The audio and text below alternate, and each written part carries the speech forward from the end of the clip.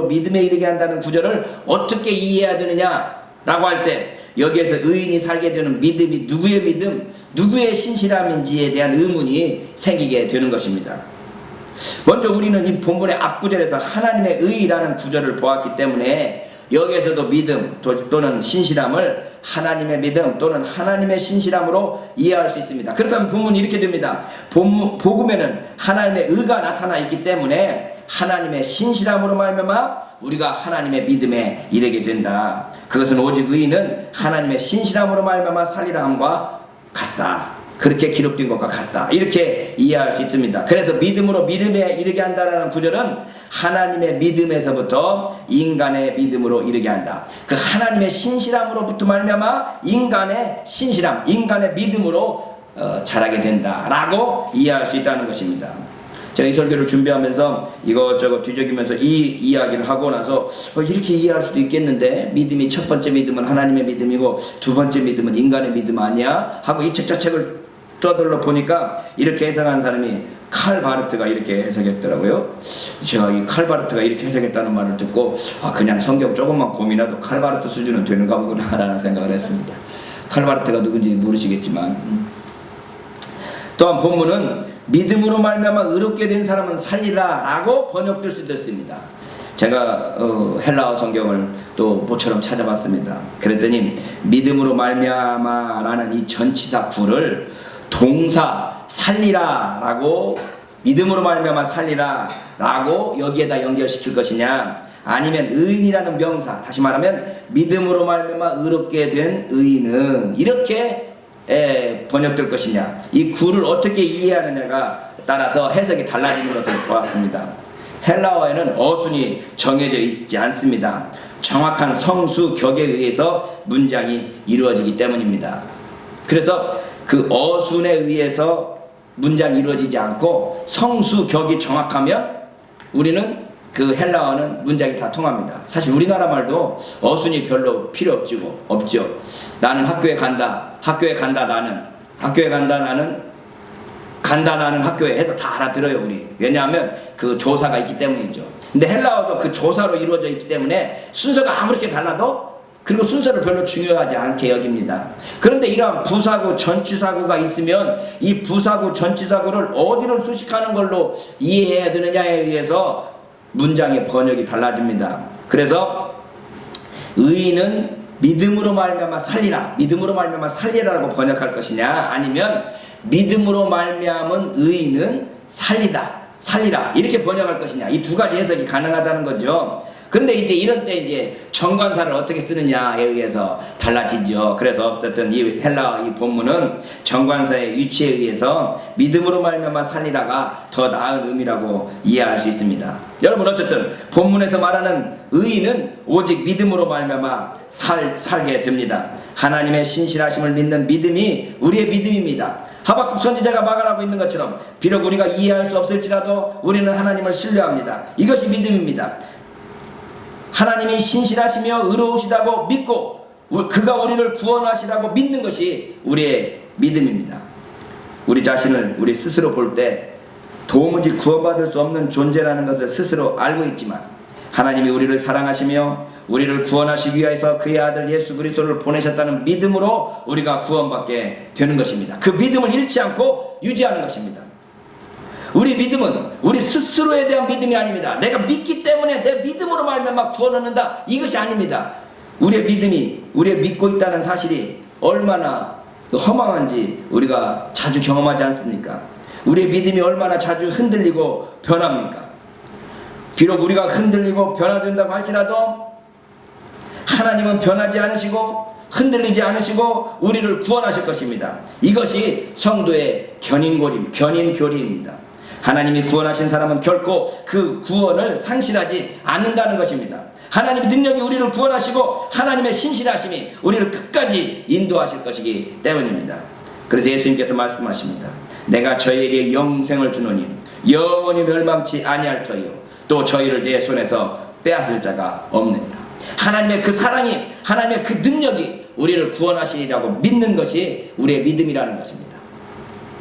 자, 이와 같이 로마서 1장 1절로 17절까지가 로마서 편지의 서두입니다. 첫 인사가 있고 자기 자신의 복음을 요약한 것이 로마서의 처음인데요. 이제 오늘 본문 18절에서부터 바울이 자기 자신의 복음을 설명하는 본론으로 들어갑니다. 그런데 본론의 출발에서 하나님의 진노를 말하면서 본론을 시작하기 있습니다. 서두에서부터 하나님의 의라는 소유격 하나님이 사용되어 있는 것을 보면 하나님의 복음, 하나님의 아들, 하나님의 사랑, 하나님의 뜻, 하나님의 능력, 하나님의 의 이런 등등의 긍정적인 단어가 사용되었는데 오늘 18절에서는 갑자기 하나님의 진노라는 부정적인 단어가 사용되고 있습니다. 더 보면 1장에서 하나님의 영광이나 하나님의 정하심이라는 다른 소유격 하나님이 있지만 하나님의 진노라는 표현이 오늘 18절에서 사용되고 있습니다. 하나님의 진노라는 설교를 제가 준비하려고 하니까 최근 안희정 지사가 박 대통령의 선의라는 표현을 사용한 것에 대해서 문재인 전 대표가 분노가 없다고 논평했다는 것을 기억합니다. 제가 관심을 가지고 있어서 두 분 이야기들을 다 들으면서 문재인이 분노가 없다라는 말을 딱 하는 순간 아이고 안희정이가 힘들겠다라는 생각이 들었습니다. 이걸 어떻게 극복하지? 분노가 없다라는 말에 그랬더니 안 지사가 어떻게 대항하나라고 봤더니 지도자의 분노는 피바람을 몰고 올 것이다. 그래서 지도자는 함부로 분노를 표현하면 안 된다. 이런 말을 하더라고요. 그래서 잘 넘어가는데 라는 생각을 했습니다. 민주주의 사회에서 민주 시민들을 설득하기 위한 지도자들의 이 워딩, 이 말 단어, 레토릭이라고도 하죠. 또는 워드플레이라고도 하네요. 말장난. 이런 것들을 보면서 지도자는 이 언어 능력, 레토릭이 아주 능해야 된다라는 생각을 해봅니다. 사실 로마 시대에는 지도자들의 덕목으로 이 수사학을 가르쳤죠.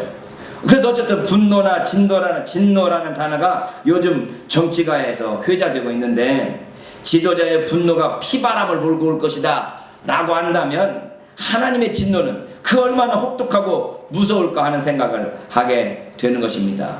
우리가 보통 사랑의 하나님의 사랑을 말하는 기독교가 하나님의 진노에 대해서 말하는 것이 과연 타당할까요? 바울은 로마서 본문을 시작하면서 그 진노로서 하나님의 복음을 설명하기 시작합니다. 하나님의 진노에 대해서 그 이야기를 출발하는 겁니다. 하나님의 진노가 불의로 진리를 막는 사람들의 모든 경건치 않음과 불의에 대해서 하늘로조차 나타난다 라고 말하고 있습니다. 사랑의 반대말이 무엇일까요? 라고 하는 해묵은 이 질문이 있죠. 사랑의 반대말은 미움이나 징후가 아니라 무관심이다. 이런 말들을 우리가 자주 하죠. 그렇다면 분노나 질투도 관심과 사랑에서 나온다는 것이죠. 그렇다면 하나님의 진노도 하나님의 사랑의 또 다른 표현일까요?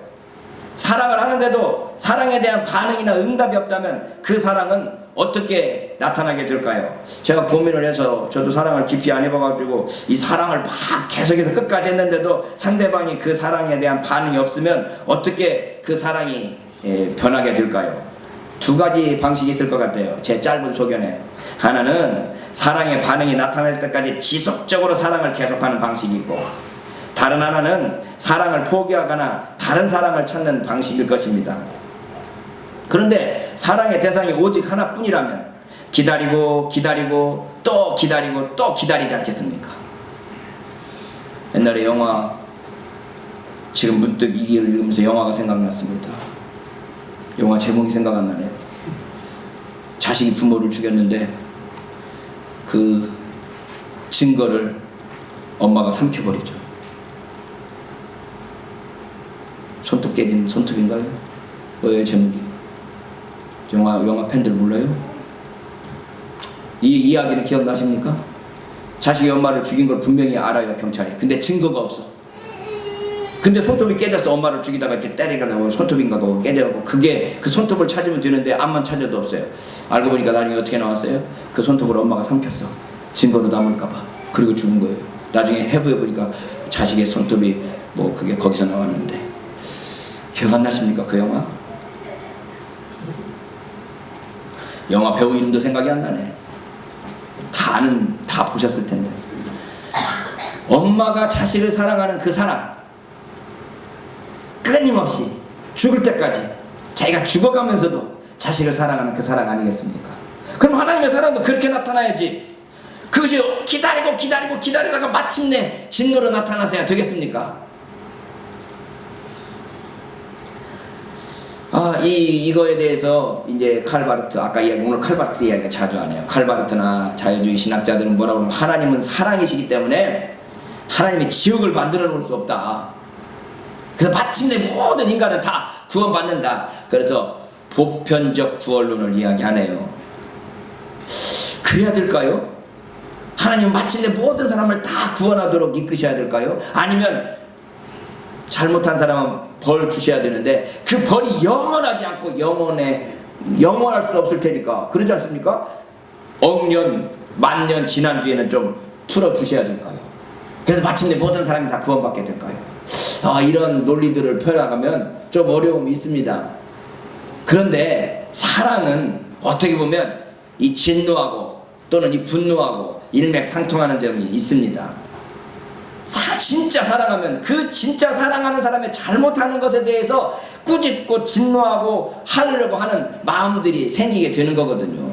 어떻게 보면 그래서 하나님의 그 속성은 동일하다고 그러죠. 하나님의 사랑 이꼬르 하나님의 진노라고 말하죠. 그럼 하나님의 진노가 누구에게 나타나고 있습니까? 바울은 하나님의 진노가 불의로 진리를 막는 사람들을 향하여 나타난다고 말하고 있습니다. 진리를 나타내야 할 사람들이 불의로 진리를 막는다면 어떻게 되겠습니까? 중요한 것은 사실이고 그 사실에 대한 올바른 판단과 평가해야 되는데 이 불의로 진리를 막아버리면 어떻게 되겠습니까? 현재 한국 사회에서 가짜뉴스가 횡행한다고 합니다. 그러다 보니 어느 것이 진짜인지 혼돈스럽습니다. 그런데 정치 지도자들이 소위 정치 지도자들이라는